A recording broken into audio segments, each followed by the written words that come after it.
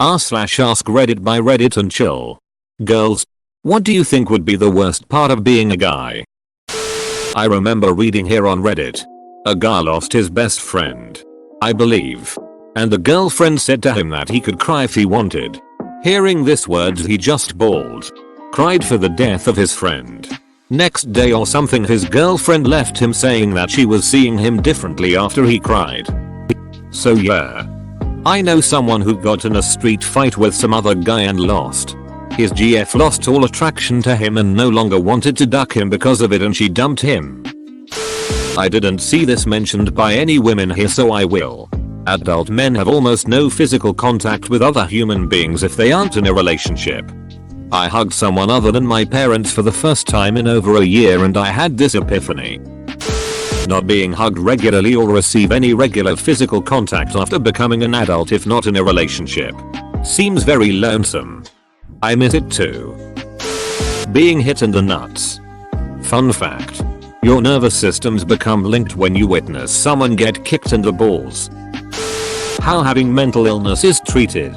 It sucks for everyone but seems less tolerable for a man to be mentally ill. IDK, how else to word it? You mean just suck it up and deal. Being made fun of for crying or showing emotions. That and getting kicked in the balls. Yeah. I shut my shit down tight. I think it's a learned behavior. Getting kicked in the balls, however, circumvents this immediately. Having little to no agency in your dating life.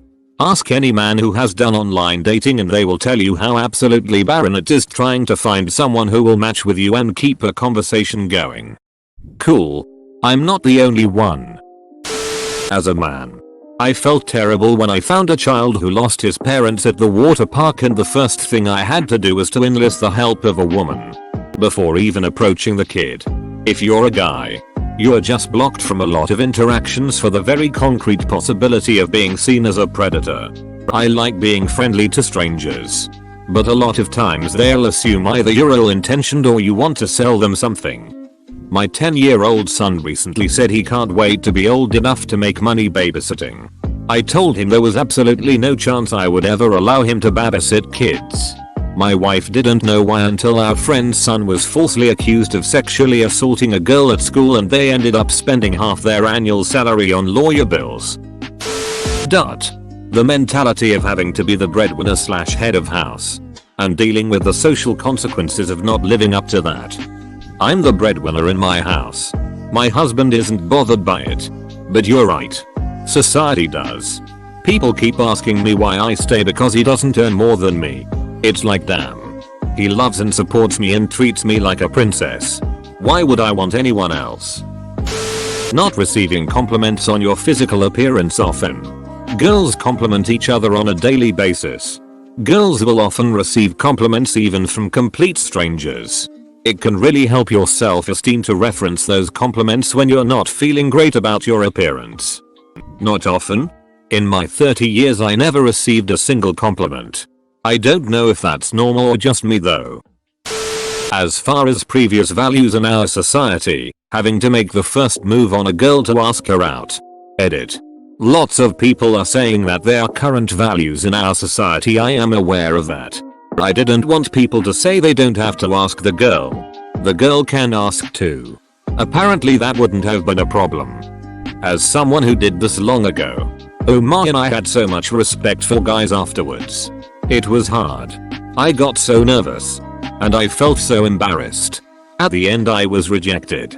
And while it kinda hurt, it was mostly just exhausting doing all that effort and freaking out on what the other person would say. I remember after that I was shaking and called up my best friend to tell him what happened.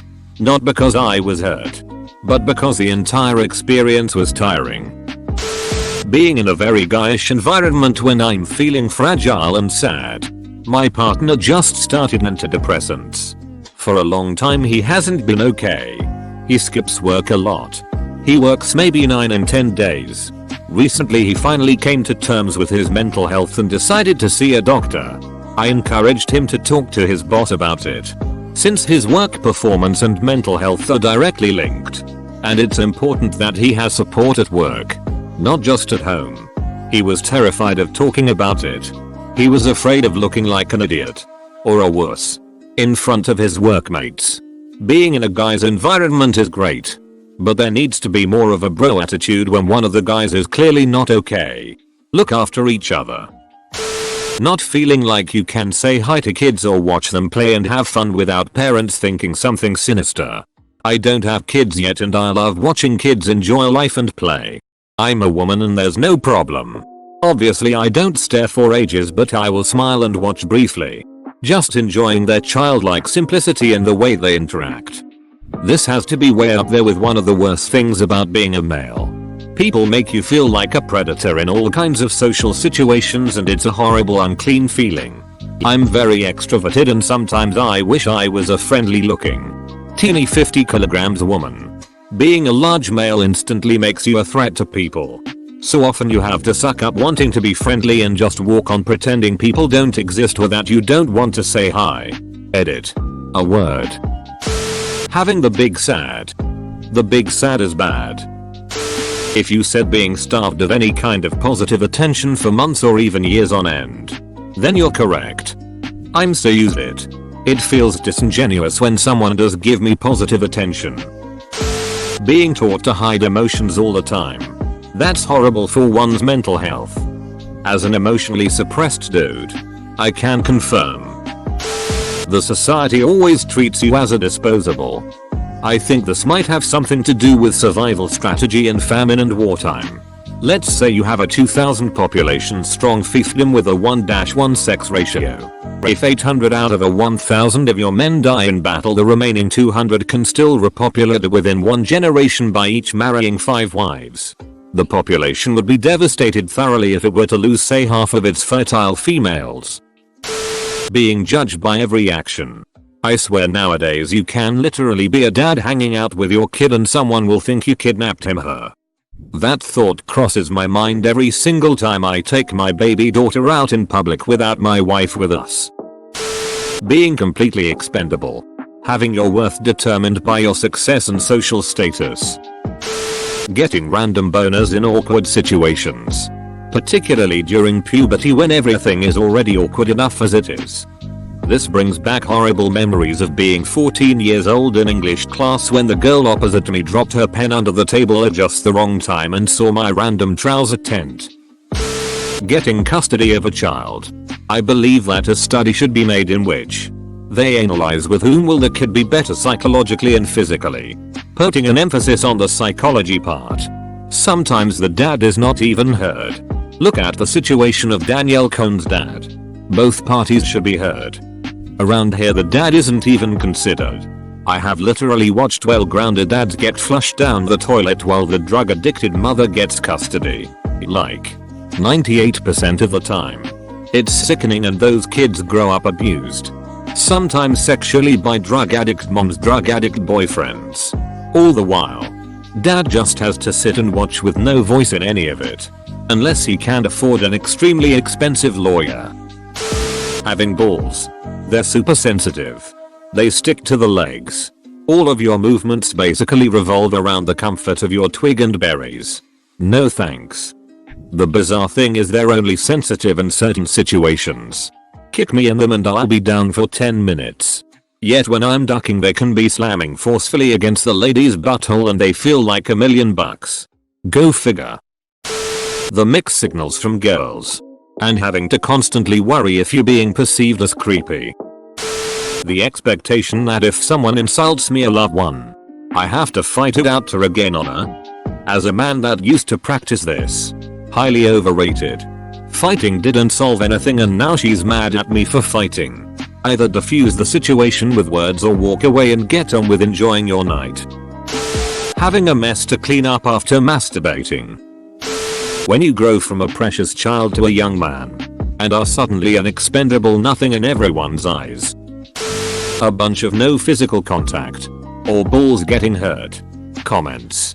You girls are forgetting the worst part. Imagine all those compliments and attention you received over your lifespan. Now imagine none of it ever occurred. You now live a life of zero to next to nothing external validation, outward approval, or confirmation of any parts of your life. Compliments for just being you. Never. Compliments for a small thing. Like how you dressed. Doing a nice gesture for someone. Succeeding at a small task. Never. Compliments for a new job. Huge success. Losing 25 pounds. Etc. Not likely. And often not without ulterior judgment. Edit. I'm okay with this. Actually, I have a very good life and I don't draw validation or esteem from external people at all. Don't remember if I ever did or if that's just the way I developed. Lots of good advice for people that do. However, this is a good one. I lost 40 pounds and nobody gives a shit lol. Edit. I've never had this much positive feedback on anything I've posted. Reddit is amazing after all. Thank you all so much. Being beat up at school. Or being a less of a man if I can't beat other boys up. Always being aware of all actions. Like smile at a woman. If you're good looking. Totally fine. If not, creep. Walk behind a woman at night. Creep. Want to help a little child to find his parents? Most likely creepy. I think it is very hard to learn how to act in public. Worrying about the size of your penis. I'm not worried. But a crowd of women will just target that aspect and go ham. And they think it's all fun and games. Basically body shaming. So not us. It's other people. Either social inequality. Being torn down for having feelings. Not being able to dress freely in the same way that women can dress in either male or female clothes. Not having their mental illnesses being taken seriously. Being expected to have absolutely massive arms and broad shoulders inflated to the point where it's not even attractive. Being ridiculed for taking care of themselves. Etc. Or getting random boners. Edit. Thank you for the silver. And almost 600 points. So to women. Sometimes we get boners without being aroused. So sometimes we don't just want to duck you but our other heads being, well, a dong about it. Not having a sexy woman body. I'm so sorry. I'm so sorry. This is why I'm mad at God. Always being the one who is expected to be strong when everything is falling apart.